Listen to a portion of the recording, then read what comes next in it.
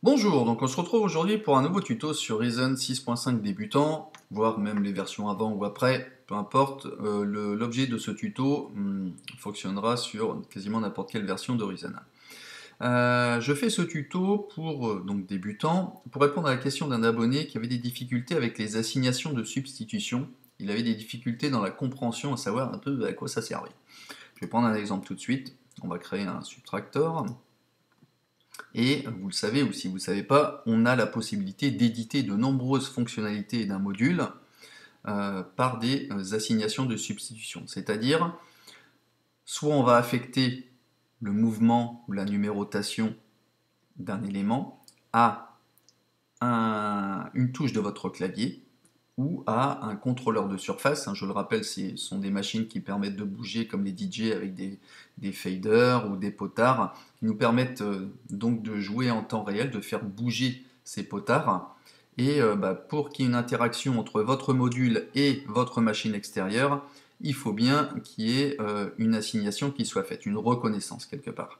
Vous avez la possibilité également de le faire avec votre contrôleur de surface et votre clavier maître, qui peut jouer le rôle de contrôleur de surface également, c'est-à-dire qu'il est pourvu également de potards et de faders. Je vais vous donner un exemple tout à l'heure. Alors, pour savoir qu'est-ce qui est éditable, alors déjà, soit on a plusieurs possibilités, je vous montrerai depuis les options, ça sera l'objet de la seconde partie du tuto, sur les assignations, les substitutions à distance en mode édition et le contrôle clavier en mode édition, ça on verra ça ensuite. Tout simplement, alors déjà je rappelle, dans les préférences, il faut que votre surface de contrôle soit bien reconnue et détectée. Si ce n'est pas le cas, vous auto-détectez les surfaces. Je vous invite à consulter le tuto, tout en début de tuto, où j'explique comment configurer un contrôleur de surface ou votre clavier d'ordinateur. Donc il y a un V vert, ça veut dire tout est OK. Maintenant, qu'est-ce que je peux faire? Par exemple, sur l'attaque ici, de l'enveloppe, je peux faire un clic droit, éditer une automation. Ça, on l'a déjà vu sur les tutos précédents. Ça me crée une ligne dans le séquenceur sur lequel je vais pouvoir dessiner une courbe qui va faire bouger mon potard en fonction de la durée de ma séquence. Je fais un CTRL Z, c'est pas ce que je souhaite faire ici. Soit vous avez la possibilité d'assigner un raccourci clavier. Clavier, on entend par clavier, le clavier de votre ordinateur. Je vais dire je veux l'affecter à une touche ou avec majuscule et je vais taper I par exemple, voilà. Ça veut dire ce bouton-là, je l'ai affecté au clavier de l'ordinateur, la touche I. Donc il y aura une interaction. Bon, je ne souhaite pas le faire pour l'instant. Ici, on fait un clic droit, on peut assigner les assignations, enfin éditer les assignations de substitution. Ça veut dire qu'il va reconnaître, alors s'il est bien configuré dans les préférences comme je vous l'ai montré, il va reconnaître votre clavier maître ou votre synthé. Et là, on va toucher donc un des potards ou un des faders, ou même une touche du piano de votre synthé, pour lui affecter une assignation. C'est-à-dire, je veux contrôler ce bouton-là par un élément de mon clavier maître, ce qui sera l'exemple qu'on va voir tout de suite. J'active la vidéo. Voilà. Donc ici, sur mon Axiom, donc c'est bien mon clavier, mon clavier Axiom 61, donc j'ai des pads, j'ai des rotatifs, j'ai des faders, j'ai évidemment les touches du clavier. Donc qu'est-ce que je vais faire? Je vais vouloir dire l'affectation que j'ai sélectionnée, comme vous voyez à l'écran, je vais bouger mon fader ici. Hop. Et vous voyez qu'il est automatiquement reconnu en CC84, c'est le numéro du contrôleur MIDI, il est reconnu par mon Axiom. Ainsi, je fais OK. Et maintenant, quand je vais bouger mon fader, vous voyez qu'il va bouger en même temps à l'écran. Tout simplement. Donc voilà, j'ai fait une assignation de substitution. Donc après, je peux le faire pour n'importe quel autre paramètre, à compter que vous ayez suffisamment de fader ou de potard. Alors, donc là c'est bon, j'ai fait mon assignation. qu'est-ce que je veux faire maintenant? Je vais aller dans les options et je vais faire substitution à distance en mode édition.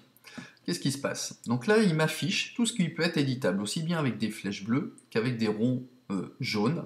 Alors pour info, la flèche bleue indique qu'il y a une assignation qui peut être effectuée. Tout comme pour les ronds jaunes, qui eux, à la différence, en fait, sont les assignations vraiment standards, ce qu'on va utiliser le plus dans des affectations MIDI. Quand vous commencez à sélectionner un élément, alors soit il peut être automatiquement assigné si vous avez ce qu'on appelle un template, je ne vais pas trop compliquer l'affaire, mais il peut y avoir des paramétrages en fonction du synthé ou du clavier maître que vous utilisez qui peuvent être automatisés. Je ne vais pas rentrer trop dans le détail, mais admettons que là je sélectionne un des éléments, par exemple un autre, on va dire ici le mix, voilà, je le sélectionne, ça veut dire il devient en couleur orange et je vais pouvoir lui affecter quelque chose. Donc soit je double-clique et il est en attente, une fois que l'éclair est mis en route, il attend un événement, c'est-à-dire que je lui affecte quoi que ce soit. Je peux lui affecter un rotatif, hop, et vous voyez que ça y est, il s'est fixé et il l'a pris en compte. Donc là maintenant, je peux quitter le mode de substitution et maintenant quand je vais bouger mon potard, vous voyez que le bouton du canal mix bouge également. Donc après vous allez me dire quel est l'intérêt de passer comme ça alors qu'on peut le faire directement au clic droit. Bon, quand vous revenez dans les substitutions à distance en mode édition, ça vous permet d'avoir directement les affectations. Si vous avez affecté beaucoup de choses, à un moment, oui, c'est vrai, celui-là, le mix, je l'avais mis auquel? Ah, je sais plus, celui-là, je ne sais plus. Bon, quand vous passez la souris dessus, il vous dit, celui-ci, il est affecté au CC10, celui-ci, il est affecté au CC84. Bon, vous allez me dire, encore faut-il connaître la table d'implémentation MIDI pour savoir à quoi ça correspond, mais en tout cas, en visuel, tout de suite, vous pouvez savoir quels sont les éléments qui ont été édités et quels sont ceux qui ne l'ont pas été. D'accord?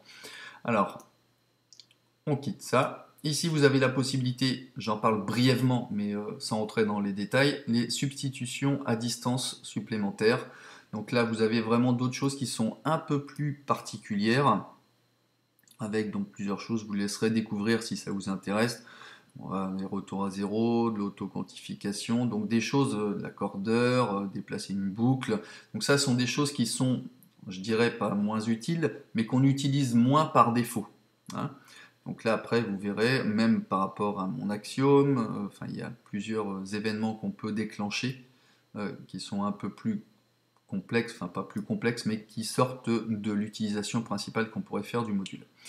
Alors, je vais maintenant m'attaquer à activer le contrôle clavier et l'édition avec le contrôle clavier. Alors, vous voyez que quand on clique dessus, on n'a plus de rotatif. Hein. On n'a que des flèches. Ça veut dire que tous ces éléments-là sont toujours éditables, mais avec le clavier de l'ordinateur, ça va être dur de faire une rotation ou de faire de monter progressivement ou de descendre progressivement, puisqu'on n'a pas de roulette hein, sur le clavier de l'ordinateur, ni de slide, si je puis dire. Donc en gros, quand vous allez affecter une assignation avec le clavier, ça fera en quelque sorte comme un on et un off. Ça veut dire, soit, je vais dire par exemple, on va prendre un exemple sur le FM, je double-clique dessus. Alors, soit je clique une fois et puis après j'édite le raccourci clavier avec un clic droit souris, soit je double-clique et il se met en attente que je lui dise à quelle touche tu veux que je l'assigne. Je vais dire par exemple, je vais mettre le S.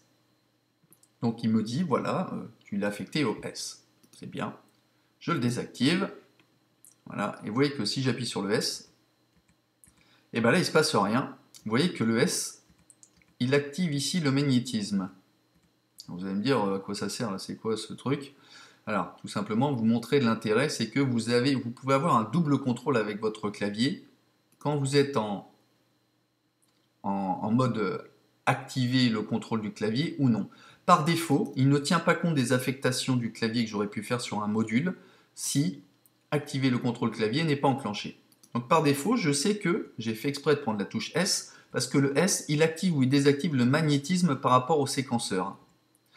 Et vous voyez que si j'active le contrôle clavier, j'ai beau faire S ici, je ne peux plus commuter le magnétisme, mais là vous voyez que ça commute le bouton FM.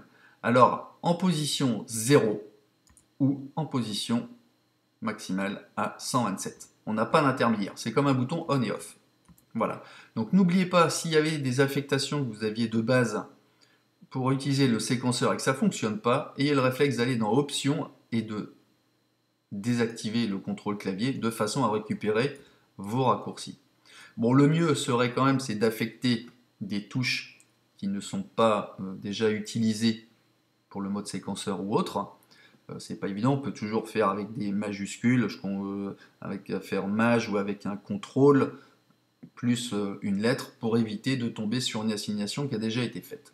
Mais néanmoins, Reason a prévu quand même cette option de bascule en quelque sorte en mode clavier pour supprimer, remplacer les raccourcis conventionnels, si je puis dire, hein, au profit des raccourcis pour le module. Voilà, bon bah c'en est tout pour ce tuto. J'espère qu'il a été assez clair, c'est pas évident d'expliquer. J'ai eu beaucoup de demandes par rapport à ces assignations où ça semblait un peu obscur. Donc j'espère que ça a pu éclaircir vos idées, que vous en ferez une bonne utilisation. Et je vous dis à bientôt pour de nouveaux tutos. Allez, ciao!